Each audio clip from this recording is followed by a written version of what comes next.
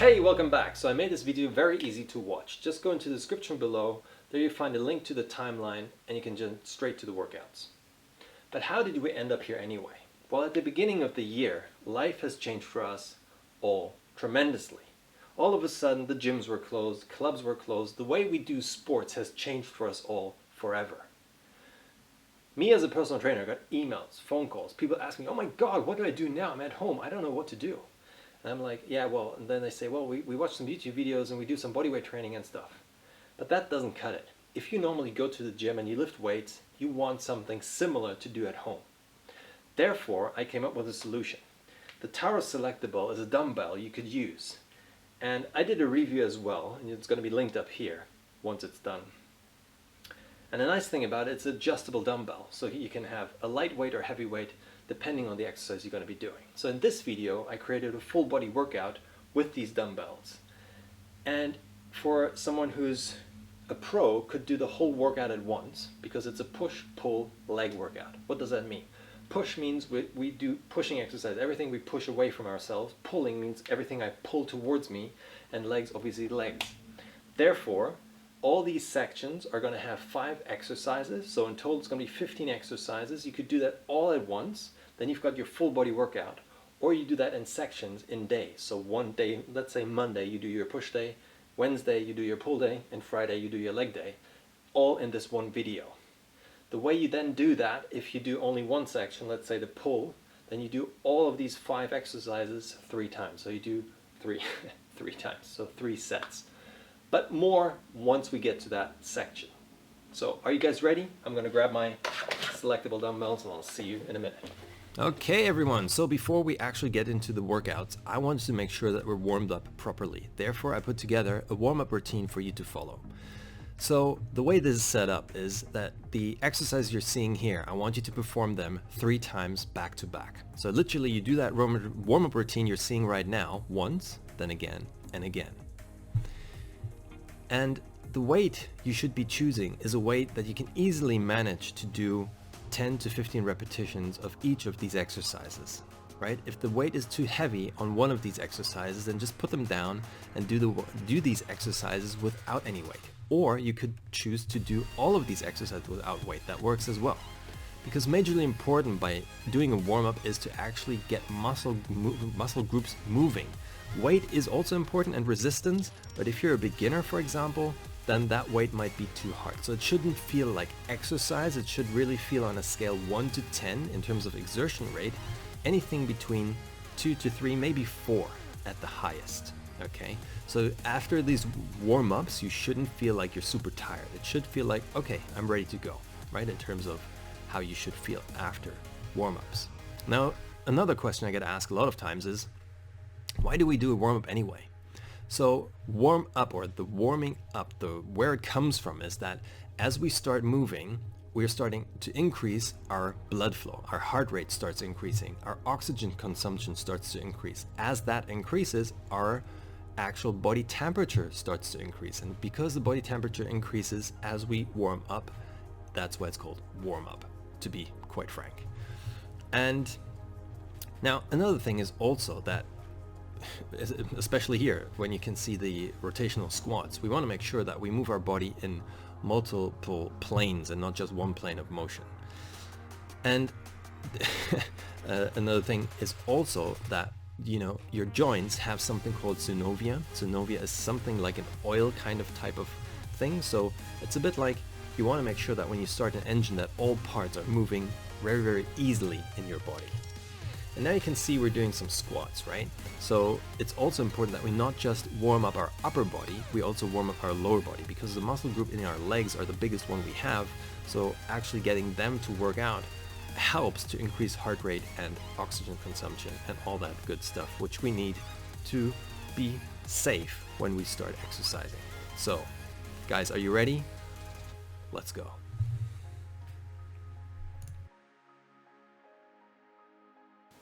Hey, what's up my friends? So this is the first part of the workout series. I made it very easy for you to follow because I outlined in the description below how you can set up these workouts for yourself. It doesn't matter if you're a beginner, advanced, or professional.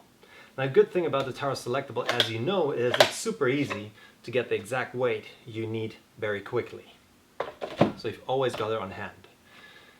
Again, I've got 5 exercises for you. They're suitable for beginners, advanced, and professionals. And today's push day means everything we push away from ourselves. It includes chest as well as shoulders. Now, and this is the most important thing I want you to remember, safety first. In my training career over 20 years as a personal trainer and trainer for a lot of athletes, I was always concerned that my clients do not injure themselves. So please pay attention of what I'm saying of how to perform these exercises, because that's much more important than saying, look, I can push 25 kilos and after the 3rd rep you injured yourself, right? So first thing is perform the exercise correctly. Then you increase, decrease weight, time under tension, the rep range and all this stuff. Always after form, right? So that's pretty simple to understand. I'm going to get the weight I want to use and I'll say, let's go. Alright guys, so we're starting with the push day. Push day means we're including chest and shoulder exercises. This one is the first exercise for your shoulder called the side raise. So what's important when we do the side raise? Important is how we grip the dumbbell. So once you grip the dumbbell, you twist your hand slightly to the back so your pinky finger is below your thumb at all times. Now what else you will notice is as I raise my hand to the top, that my hand is always in front of my chest. That's to stay in line with your shoulder blades, right? That's why we pull them a little bit to the front in the frontal plane. That's the correct way of doing it. The incorrect way would be using your upper body to use it as momentum to throw up those weights in the air. And that often happens, and you see that in the gym when people use weights which are too heavy and they're trying to get them up into the air. And they're not really using their muscle in the shoulder, they're using the momentum to get those weights in the air. Now the next one is obviously one of the most popular ones, the dumbbell bench press. The way you would do that at home is you put them onto your thigh, you roll back onto the floor because the floor is the closest we can get to a bench, and then you push them up into the air. Make sure that you brace your core and go as low as you can so your elbows actually touch the floor and then you push it back up. The problem with this exercise though is that the range of motion is sort of limited, but at the same time it's a safe way of doing it because if the weights are heavy, what you could do as you touch the floor now, if you couldn't bring them back up, you could just drop them down to the floor and nothing happens. But here's an alternative way of how you can do that at home. For example, you could use a yoga block or a cushion or something which is quite dense, and you can put it into a shape that will help you support your back. So what you will do is you put it on the floor, you make sure you get into position, and then you grab your weights. So again, you put them onto your thigh, you engage your core, you roll back onto the supported cushion, and then you start pushing it up into the air. What you can see here now also is that the range of motion has increased because my elbows will go lower than before. Before they were limited because of the floor, and now we can let them down a little bit lower.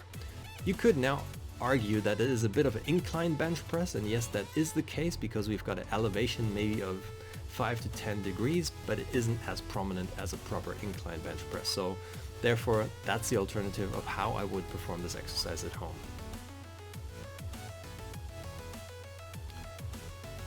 So the next exercise is one of, you say, the big four, or one of the really important exercises, and that is the overhead press, the overhead dumbbell press.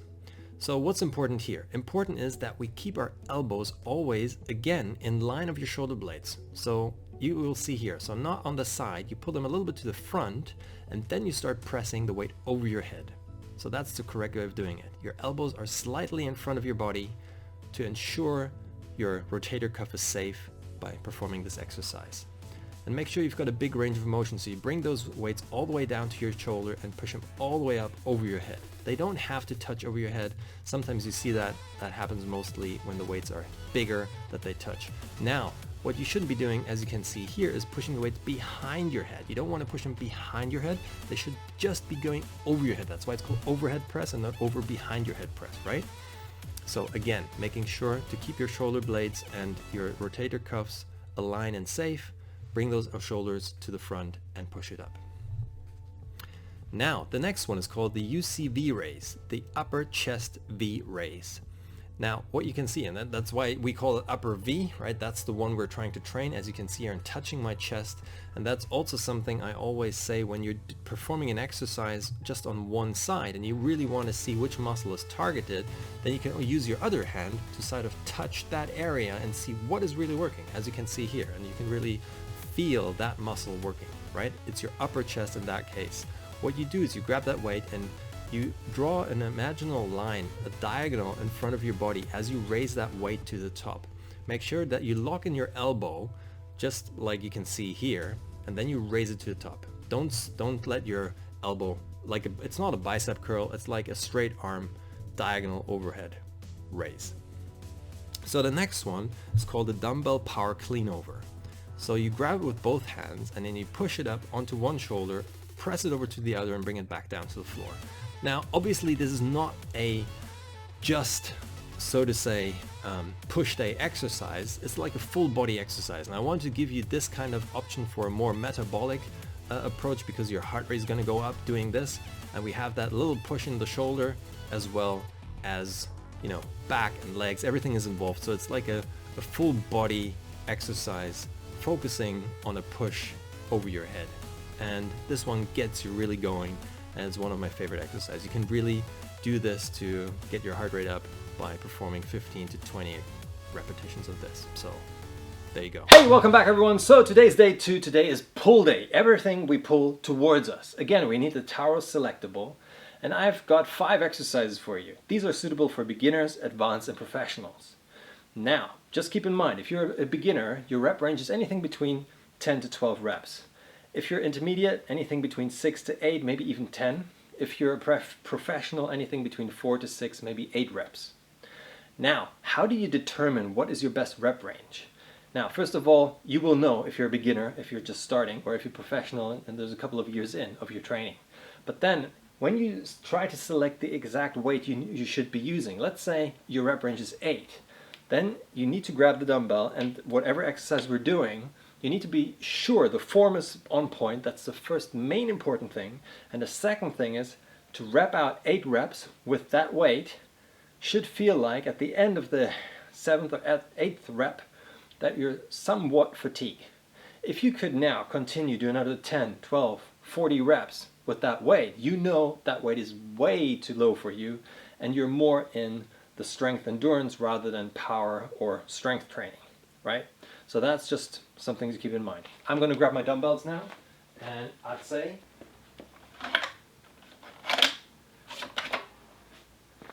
let's get going with the workout. Here we go. Okay, so the first exercise is called the W raise. Why do we call it W raise? Because when we raise the dumbbells to the top at the highest point, our arms form a W. Pretty simple, right? Now, what else is important? That we're going to try to reach as far behind, even behind our ears with our hands if possible, to get our arms in an external rotation, therefore targeting the mid-scapular muscle, which is the muscle below your shoulder blade. Now this exercise might look easy, but it isn't, so please be aware that you first try this with a lower weight to perform the exercise correctly. Now also you need to make sure that your back is strong and you're able to support leaning forward. If you have back problems, lower back problems, here's an alternative. You grab yourself a chair and then you bring your legs together in front of it, lean down and grab the weights below your legs. And then you raise them to the side, sort of in the same plane. Make sure that your elbows go towards the ceiling and keep or maintain your head in that position. Now, what else you could do is if you don't want to use a chair, now this one is again a little bit more lower back heavy, but if you're able to lean forward into a position that your upper body is sort of parallel to the floor, head in the length of your spine, then knees soft, you should be fine. Now again, try to raise your arms in one plane of motion to the top. And always breathe out as you pull the dumbbells to the top. There you go. That's the way to perform this exercise. Make sure to increase the weight a little bit if you want to for the next exercise. Now what else do you need? You need a table, because this one is called a dumbbell pullover. So you place yourself on the table and in a way that your shoulders are in line with the table, with the edge of the table. Now You bring the dumbbell back down to the floor. Make sure that you lock your elbows as best as possible, because the more movement you will have in your elbows, the more your triceps will be involved. What we actually want to train here is your back, your lats, which you can see here. So make sure that you lock in your elbows as best possible, and then it depends on your range of motion of your shoulder blade how far you can lower that weight behind your back.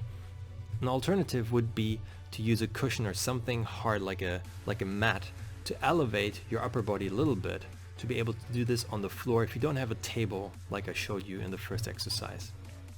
Again here, make sure you keep your arms straight, lower the weight onto the floor, and then breathe out as you bring it up.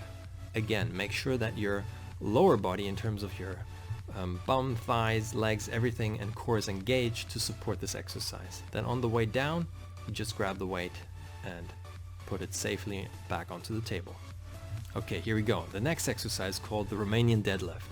The first variation would be to grab the dumbbells and keep it on the side of your body as you lower your way down. Make sure your legs or your knees are soft.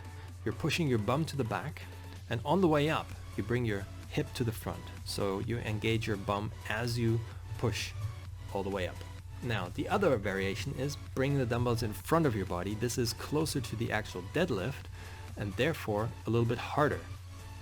Also, on the way up, make sure that you press your arms into your thighs, engaging your bum, pushing that to the front. Now, the other alternative would be a single Romanian deadlift. That means here we have the component of balance as well. This one isn't easy, but it's fun, and as well, targeting different coordinational motor skills in your body. Again here, make sure that your knee is soft and stays in one position. If you choose a heavier weight, obviously this whole thing becomes much more difficult as it looks. And also, you try to stay in one line with your upper body and your leg. It's like a pendulum, right? So you lean to the front and your leg at the same rate rises to the back as your body leans to the front, as you can see here. Always breathe out as you push yourself to the front. Again, bring your hip to the front as well. Okay, we're increasing the weight again, because now comes one of my favorite exercises called the single arm row. Again, the best way of performing this exercise would be to have support, meaning a table where you can kneel down and hold yourself at the front, and then also bring the weight all the way down to the floor and raise it to the back. And it should be in a half circle on the way back, meaning you're targeting, or as you raise it to the top, you want to make sure that your arm ends where your navel is, and then bring it all the way back down to the floor. So the alternative would be that if you don't have a table which supports this whole exercise, would be that you will find something where you can grab yourself. So like here, it is maybe something higher. You lean to the front. The reason why I don't like this exercise too much is because for beginners, the problem is you need to make sure that your core is really engaged and able to maintain that position. I mean, for advanced and pros, this is a really good one because obviously engages the core in addition to the actual single arm row. Now this one is, I love this one. This is called the Renegade rows. Why? Because we have a rowing exercise and a plank in one. So we engage the core, and at the same time we have a rowing exercise for the back. Now, if you have your legs spread apart like now, really wide, it's easy. If you bring them closer together, you can see that it's much harder, because what we want to make sure is that our hip stays level to the ground and doesn't drop as we lift off the weight off the floor. That's really, really important. Alright guys, you managed to get through this workout. Well done. Hey, what's up everyone? So today's the third part of our workout series here with the TAURUS SelectaBell dumbbell. And you might have guessed it, today is leg day, right? So I know you've heard the saying, never skip leg days. And the reason why people say that is because it's one of the most important muscle groups we can train in order to increase our caloric output, and that's important if you want to lose weight. Why is that so? So let's say you want to just train your biceps, right? Or you go to the gym just to train your biceps. This muscle is compared very small to your quads, hamstrings, bum, and calf muscle. So if your goal is to increase caloric output, you're going to have a hard time hitting your biceps to get the exact amount of training or intensity as training your legs. Now, today I've got 5 exercises for you. They're again suitable for beginners, advanced, and professionals. They're on the strength side of things. I've got a metabolic exercise for you. I've got something which is a mix of everything, and I'm going to be very interested what you think about it, so leave a comment in the comment box below. Also in the description below you'll find a detailed explanation of how to perform these workouts for yourself. And then in this video I'm going to explain how to perform every exercise safely. Because as a personal trainer, it was always my goal for you to be able to perform exercises safely. And why is this even more important in this video? Because the TAURUS SelectaBell will be a home kit or something you will be doing at home, so therefore there's no one else. Sometimes you might be even alone at home, and therefore the risk of injury has to be very, very, very low. So therefore, please make sure to perform the exercise exactly how I tell you to do them. Alright, so I already checked the weight I want to use. Make sure you grab your weights and let's start. Alright guys, so the first exercise is going to be the reverse lunge. And to be honest guys, I really love this exercise because as you can see, we're moving the most weight possible with the TAURUS SelectaBell in a very safe manner. Because our front leg stays planted on the floor and the knee stays aligned, meaning stepping back and loading our quads at the front is very, very good and very, very safe doing it this way. Because if we would do a step to the front in a walking lunge manner, we first would have the impact of the front leg stepping onto the floor, then stabilizing with the knee, and then lowering down with a lot of weight is, the risk of injury is very, very high. So therefore stepping back is a very good alternative to move a lot of weight in a safe manner. And this is one of my favorite exercises when it comes to building strength at home with just dumbbells. Be sure to exhale on the way up and inhale on the way down. Right, so the next exercise I love because it's a metabolic exercise, meaning it's something where your heart rate goes up and it's kind of strength endurance for your quads as well. So you lower yourself down and try to keep your hip in one plane of motion or one plane as you move around in a circle or in a box. So what you do is you lower yourself down, keep the weights on top, back straight, walking forward. Please do not drop your upper body to the front, as you can see here now, and have like a curved back and the weights at the front. That's not what we want to do. We want to keep the weights on top, walking sideways, then to the front. Try to perform that like 5 to 6 rounds in one direction, and then you swap directions, do it the other way around. I can guarantee your thighs are going to burn like hell. So again, make sure that when you go down, the weights are not in front of you and your back is curved. Make sure that you've got your weights on top of your shoulders and then straighten up your back, and then you're in the right position. Try to go as low as you can. Low in terms of ideally your hip is and the height of your knees or a little bit above. That's fine. So the next one is a power exercise, an explosive move. So you load down your quads and then explosively jump to the top into a jump squat motion. Now what is important? That we have a triple extension in our ankle, knee and hip joint. And now you're going to see this whole thing in slow motion. So as you go down and you jump up, you can now see how my hip, knees and ankles extend. Then you land on your toes and you catch yourself in an eccentric motion at the bottom. And then you lift yourself back up into the standing position. So again, jumping up, triple extension in your hip, knee and ankles, and catch yourself at the bottom. This is an explosive move. This is not easy as it might look easy, but everything explosive is very, very tiring. So make sure to do it right.